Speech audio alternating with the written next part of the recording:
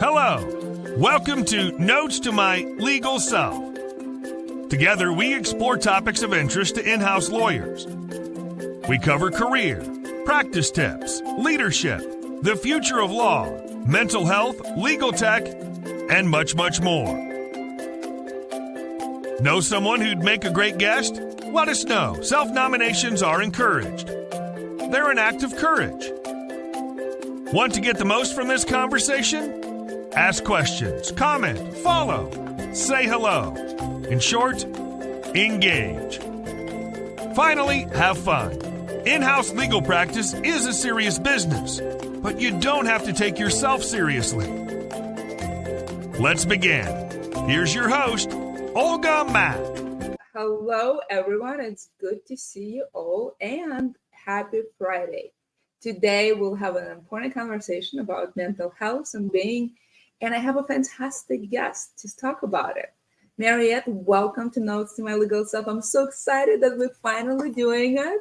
Yay, I'm excited to be here. Yes, we will have fun. Please introduce yourself. Yes, thank you so much for having me. I am Mariette Clardy-Davis. I am out of Atlanta, Georgia, where I serve as Assistant General Counsel for the securities business, so in-house counsel with Primerica, primarily focused on their securities business, so registered investment advisory and broker-dealer. And I also have a mental health advocacy kind of path, journey work through my own lived experience, and all around just multi-disciplinary creative. I think we found each other there. Before you joined as in-house lawyer, you also had a few other adventures in law. Tell us more. How did you get to be where you are? Great question. So I had a more non-traditional path to in-house counsel.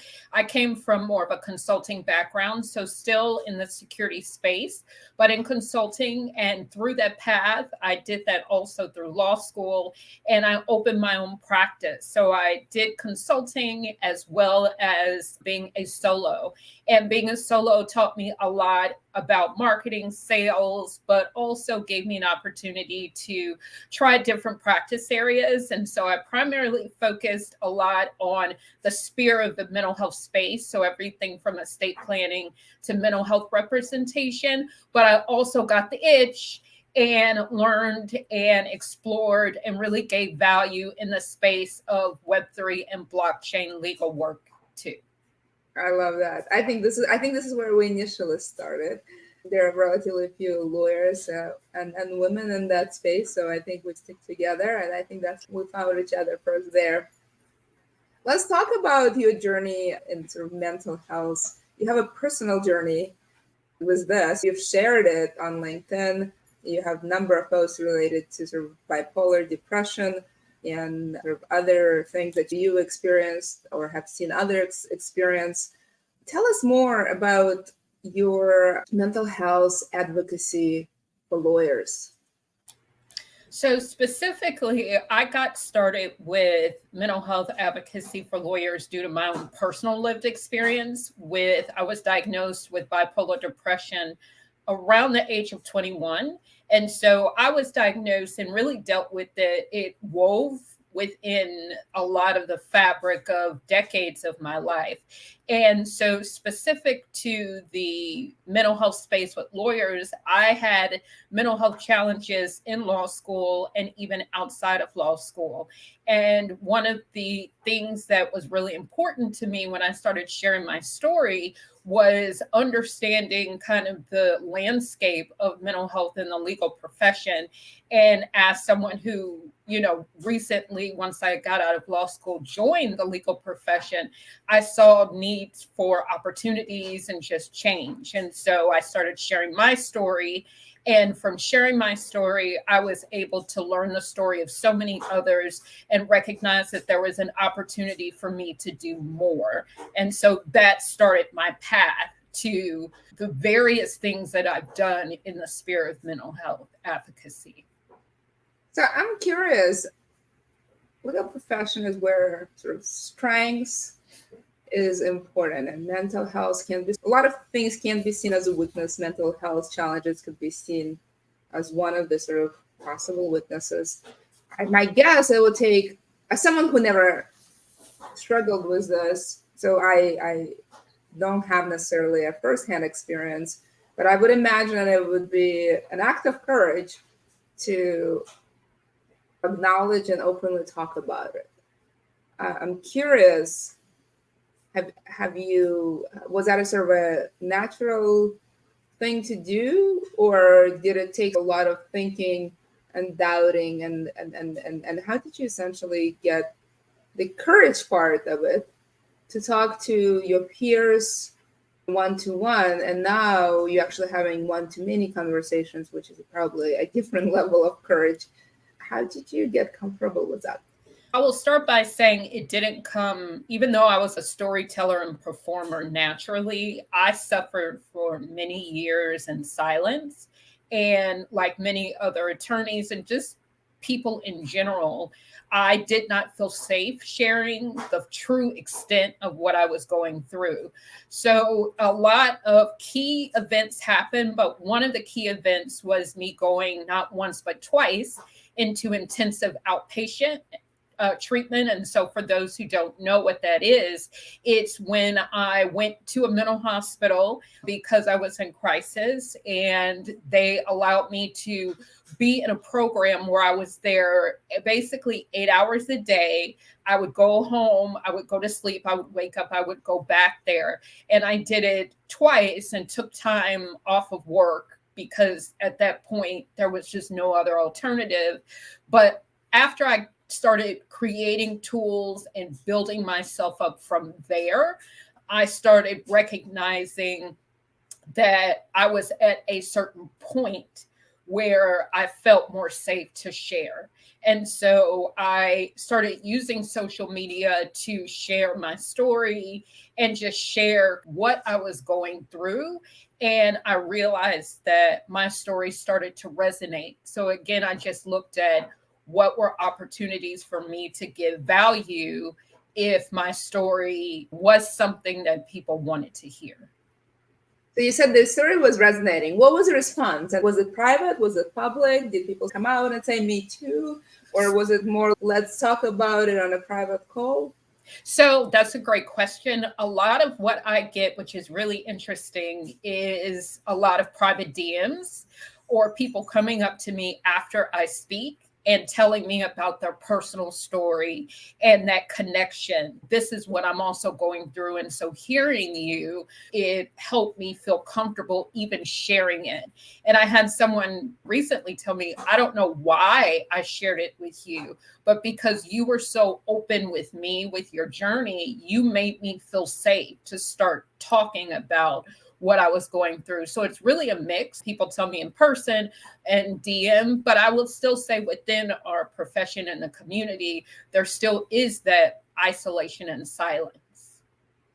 And have you always been open with your employers? And if so, how do you have, oh, by the way, I have this on the plate to deal with? How do you have this conversation and still inspire that you can be a competent lawyer? That's because it's a challenge that in depending on the lack of education can lead one to conclude inappropriately and infer competence inferences that you as a professional, as a minority woman professional, I want to have to deal in addition to everything else, right? And that's why I think it's important about sizing up your environment. So I will put a disclaimer. I'm at a different place than I was, let's say 10 or 20 years ago. So my experience and how I interact with my employers now is going to be different. But back then, I'm going to be honest, I hit it. I'm going to say I hit it, and depending on how severe it was, I have no doubt that my coworkers saw it, that they saw cracks in the facade. It also came out in certain times in performance reviews. And I remember one distinctly where I knew that I needed to think about what help I needed to get because it was beginning to affect me cognitively and with my performance and just the running anxiety that I was having. So it is a difficult conversation, but I'm just going to be, and this is my story. I did not feel, it wasn't that I didn't feel safe sharing. It's just that the world or the society that we live in did not make me feel like that was something that I should do. Yeah. I did what I thought I needed to do, which was to just mitigate. It's interesting that you're aware that people probably notice. As I said, I never have dealt with firsthand with this issue, but I've known folks who suffered from this or versions of this. And you are completely right. If you know someone well, there's sort of normal baseline, you can see deviations either way pretty clearly. I think so folks who work with you, people who live with you, probably will notice. Other folks may not notice because they don't know you. They don't know you normal. But yes, absolutely. I agree with you. So it's really interesting. And I'm just curious, in those, because I've seen those in a few times at various work situations, folks see the deviation. And I've seen a sort of a trigger of compassionate reaction. And I've also seen a trigger of a different reaction. I'm curious, what have you experienced and how have you dealt with that? So I was fortunate enough to, when I finally did get the help, because I actually had a breakdown. Like I was on the floor sobbing. I was having suicidal ideations and calling my therapist. So I was at a point where I felt like I was either going to go one or two directions. So my employer at the time was very supportive because in the end, and I think this is what many people who don't experience mental health need to understand is for so many who are challenged with mental health, on the surface, they are doing pretty much they're still executing, they're still delivering, they are still communicating with clients, they're still getting things done. And so there's this feeling that I think when things do go bad, it's important for people to understand that people need that time. I didn't really have any negative experiences, but in the work that I did prior with mental health representation, the clients that I dealt with, that was a big fear, which is what's my employer going to think? But again, the reason why that they were seeing me was that at that point, they felt like their performance would keep them from staying employed. Yeah, that concern is real, Mariette. That's why I'm trying to go deeper into that conversation. I do want to talk a little bit about this, what it means to be a manager and having an employee and what it means to be supportive.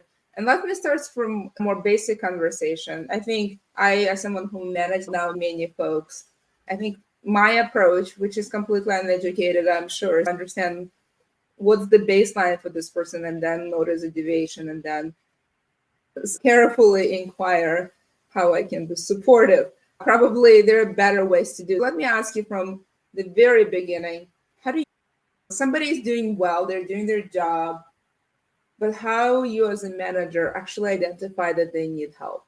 What are the things, what is the science? What are the things, questions to ask? What is your recommendation? So that's a good and a tough question. Oftentimes when managers or people ask me these questions is because they do see the change. Mental health is a tricky subject because you don't have to disclose. And so if a manager is asking you questions, depending on the questions, it could go either way. But I think I would start even before that. So I always say it starts with the foundation of creating a place where they feel safe enough to come to you.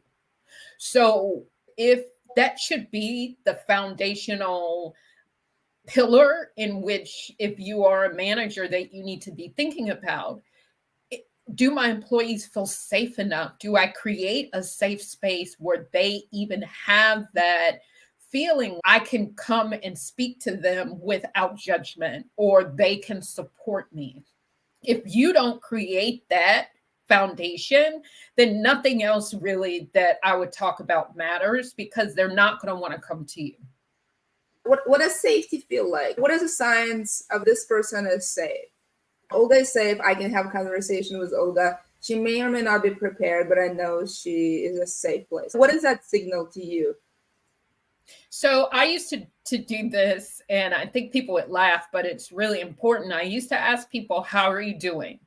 And most people will give you the surface of a quick answer, I'm fine. And then I used to pause and say, how are you really doing? And I would just shut up. So I think that is the key thing, is listen more, speak less. And so creating those open-ended questions and allowing that uncomfortable silence will often get you, if you created a space of safety at the forefront, will allow employees to speak more. And then when they do that, to be honest, if you don't have an answer, don't try and give an answer. But what I think is important is that you give them an assurance and ask them, and have tools and resources. So whether it's, I don't know, what is it? Do you need support? And how can I support you? So it may just be that they want you to listen. It may be that you can listen and offer a potential tool or solution, or maybe, for instance, that there are support groups or other tools that are available through different nonprofits if you have that access to information and education.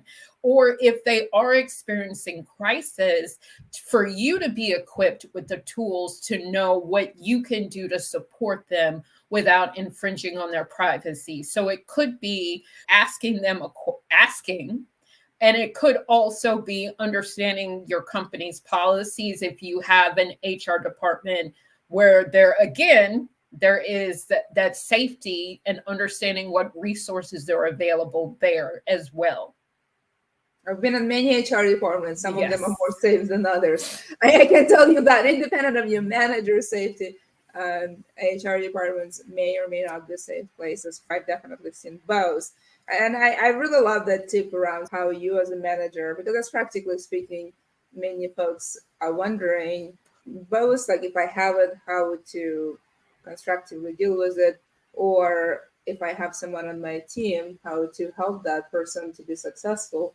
And I love that tip around safety. And you started talking about what it means for an employer to be supportive, realizing that there is a lot of sensitivity and privacy issues. On the one hand, there's a fine line between supportive and prying, and coming across as judgmental. That's why I'm trying to carefully phrase the question around what it means to you that signals safety. And I'm going to ask a next question. What to you, in a manager or colleague, signals support? I know you mentioned listening and following a lead. Are there any other things folks can do at work, whether it's with their colleagues or folks they manage, or frankly with their managers? Their managers are also equal opportunity of having all kinds of issues. What is supportive? What are supportive signals? I can't stress the listening enough, because I think for me, that really is the key pillar. But on top of that, knowing the landscape. So you don't have to be an expert in mental health, but understanding baseline tools and resources that are available, even if it's starting with what your company offers. So if your company has an EAP, if your company has an employee resource group, if you're in-house especially, that has like a work-life balance component to it, understanding as a manager what is available from the company level, I think, or the organization aspect is important if you want to provide additional support. And again, it's also asking the question, if there are tools or resources that could help you, would you be interested in me giving them to you? And then again, waiting to hear what they say. That's why listening is so important. Outside of that, if it's beyond company or organizational tools, not National Alliance of Mental Illness, Mental Health of America. There are a lot of mental health nonprofits that have a number of resources for individuals, and specifically for lawyers. There are a number of lawyer peer support groups, and the state bar and even the ABA itself has a big mental health initiative. There are specific peer support groups, tools, and resource groups that are geared unique to attorneys as well. I love that. Thank you for sharing. I'm going to actually ask you one more question, because it's one thing to talk about with your manager or even HR or someone you manage or your peer, right? Meaning another lawyer. But it's very different to have this conversation with your clients, whether they're internal, external clients, I know, a counterparty. Yes. And I think in the end, everyone's human. One of the things that I love about this profession is we're great at dealing with clients. So we often treat clients better than we treat ourselves. For many attorneys, they are much more nurturing when it comes to solving problems of any kind as it relates to client matters. Opposing counsel, that's different. But specifically for clients are humans, lawyers are humans. So really starting with the key pillars of non-judgmental listening. And again, if it is in you to do it, if it is in your capability and capacity to do, just having basic resources on hand that, again, if someone is interested in having them, that you have them available. What I often find, even though, Olga, you and I are on LinkedIn and there's just so much information, oftentimes when people are in crisis, it's like an echo chamber. They don't see any of it. And you're like, it's everywhere. Mental health is everywhere. But when someone is really dealing with the day-to-day, I just need to survive because everything is going to fall apart if I take one wrong step. The ability for them to do a search, to look for these resources is just not something in their capabilities at that moment. It's somewhat similar to divers, right? Most of them are discovered with a tank full of oxygen. It's that panic, that it's inability to focus in crisis and finding what's right in front of you, right behind you in that case. So that the missed opportunity, especially when you're in a crisis. You don't have to be in crisis to miss opportunity. Let's just be like real here. Stop every day, even when I'm top performing. But in crisis and panic, sure, chances are you will miss every sign that is pointing to the oasis, so to speak. For sure. This was very helpful. You started Mariette Clardy LLC, you started The Peak, the doorway into wellness. Those are, I think, initiatives that are meant to help with mental illness struggles, I believe, for lawyers. So I'm curious what they are. Please share, and then what purpose they play and how folks are finding them helpful. When I went in-house, again, I was a solo, so a bit of a backstory. When I was a solo, I did a lot of mental health representation, but also mental health advocacy work. And when I went in-house, obviously I stopped the practice of law, but continued to do the mental health advocacy work. And so one of the things that I realized through that work, which was the genesis of the newsletter, which is The Peak, a doorway into wellness, was that a lot of the training and the speaking that I was doing was isolated to that particular firm or that particular event. And so oftentimes, if you, let's say, are a solo or you're in-house, or you're just not part of that firm, you're not going to hear me speak and share kind of my story, my journey. You may get it on LinkedIn, but I wanted to create something that wasn't a book, like a one and done. I wanted people to understand where I was, where I am, and where I'm going as far as the evolution of mental health and the tools and tips and things that I've picked up along the way. So I created a newsletter for specifically to really address the unique needs and some of the challenges of attorneys, and really help show through the powerful storytelling, but also what are some quick start actions, because we're execution people. So what are some quick start actions, as well as tools and resources that you can do and use around a particular topic or concept. And again, the newsletter comes out twice a month, and that was part of a bigger initiative with ML Clardy LLC, which is really looking at and continuing to find ways that I can give value in the space in a unique way.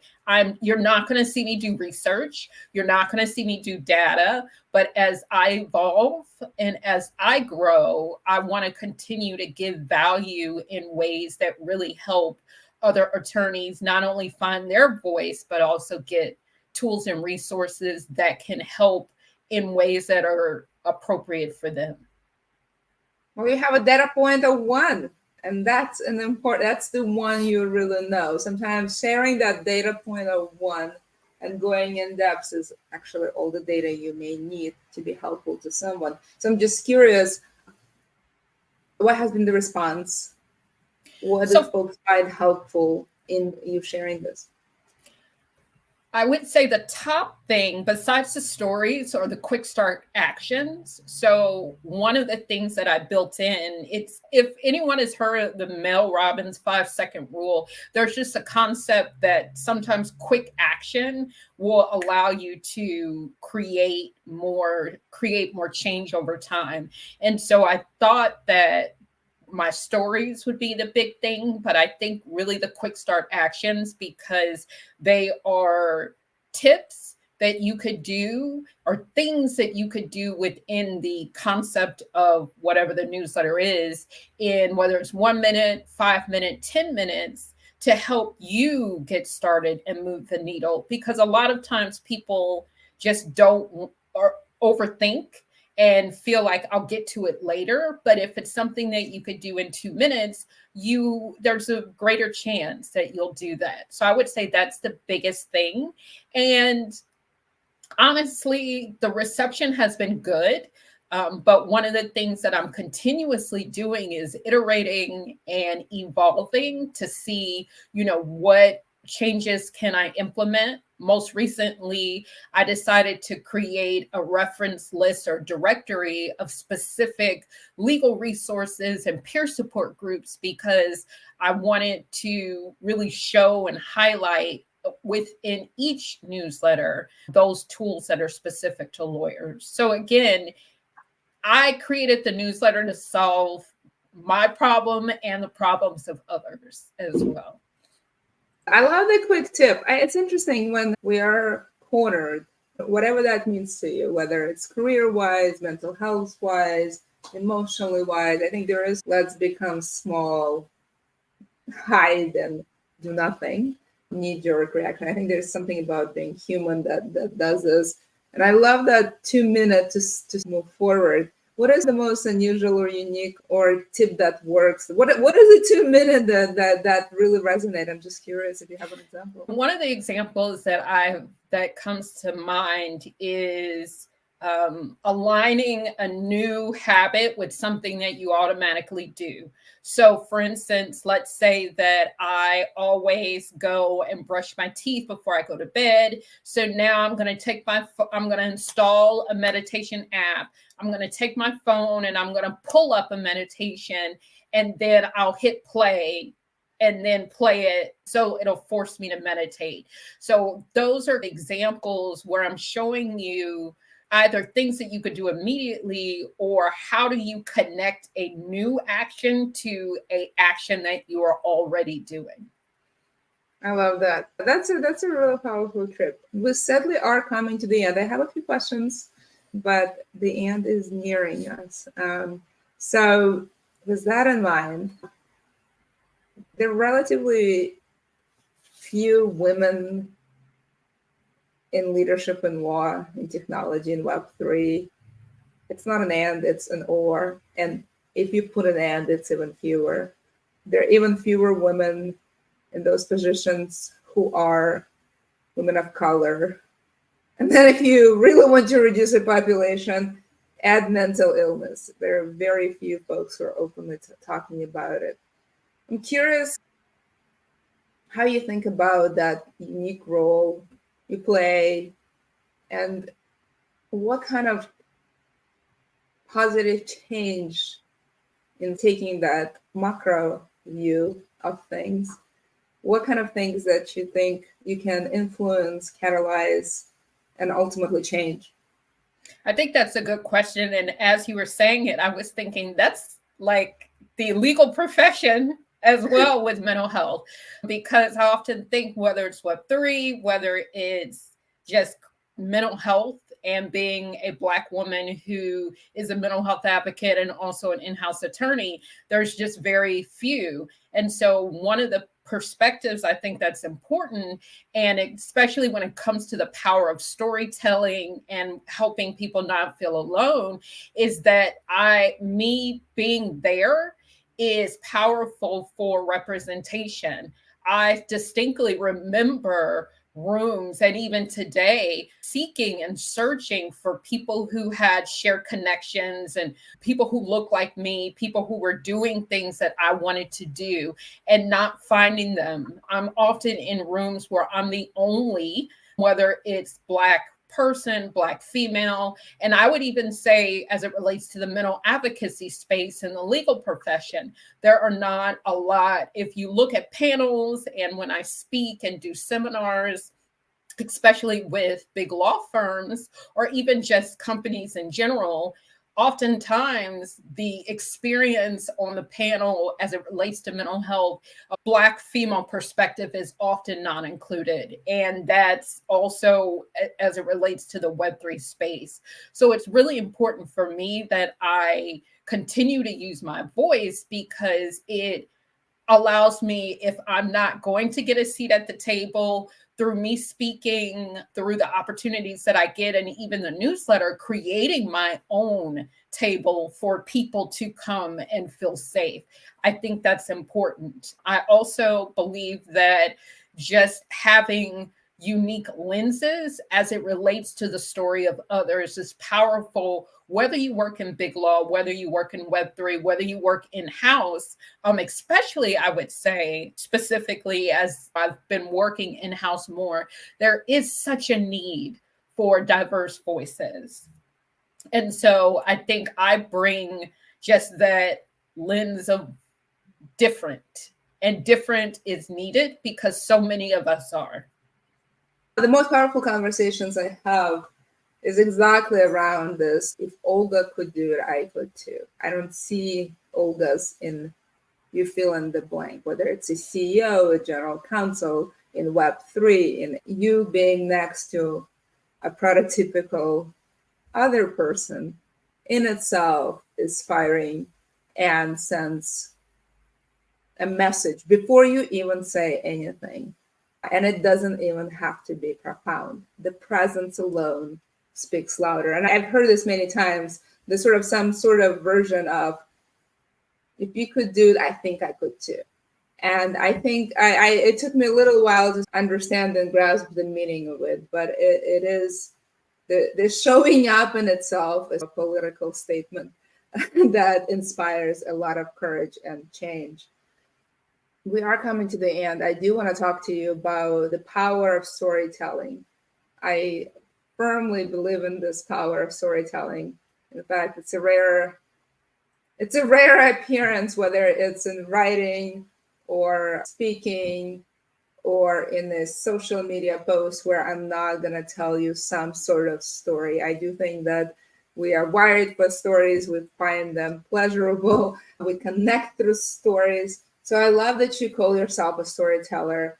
And I'm just curious how you think of the stories you tell and the role they play in destigmatizing mental health in law.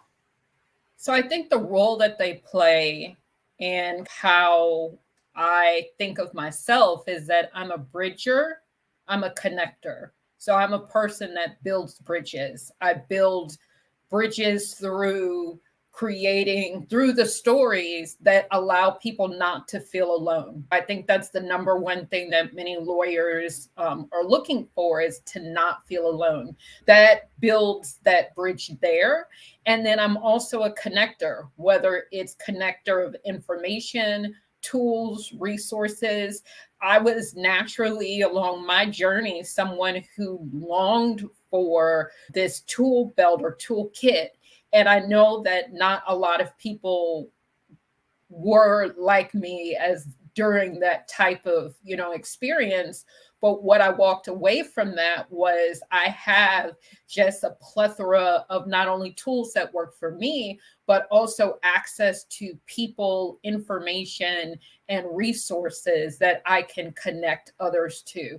So I think stories and my unique place in it is as a bridge builder, as a connector, and really as someone who helps to connect my story to the story of others, even those who choose not to share, who are still suffering in silence. Just hearing someone's story kind of creates that light, that flicker that may, as I'm hoping, help people take that next step, whatever that is. I love that. We, my friend, have come to the end, and I'm going to ask you a question that I ask everyone. We covered a lot of ground. We covered so much more ground that I would be able to cover with anyone, definitely by myself. So that's a lot to cover. If you would like to, if you were to give one takeaway or call to action, what that one? I would say the one thing would be to do whatever works for you. So what's important about my story is an example to show you what's possible. But what's even more important is that you take the story, whether it's mine or anyone else's, and use the lessons for those to create and build your own path. That path may be completely different from mine, and that's okay. But the one thing that's important is that you stay true and aligned to who you are as you go through that experience, whatever that may be. I love it. What a powerful way to end. Mariette, thank you so much. I hope you enjoyed this conversation. I hope you got something out of it, whether to help you with your personal mental struggles or struggles of folks around you, or to even be a better colleague and a manager. Have a great one. Bye, everyone. Thank you for stopping by. We hope you enjoyed this episode of Notes to My Legal Self. Know someone who'd make a great guest? Let us know. Self-nominations are encouraged. They are an act of courage. Remember, the future of law is bright. Enjoy your in-house practice. It's an adventure of a lifetime. See you soon.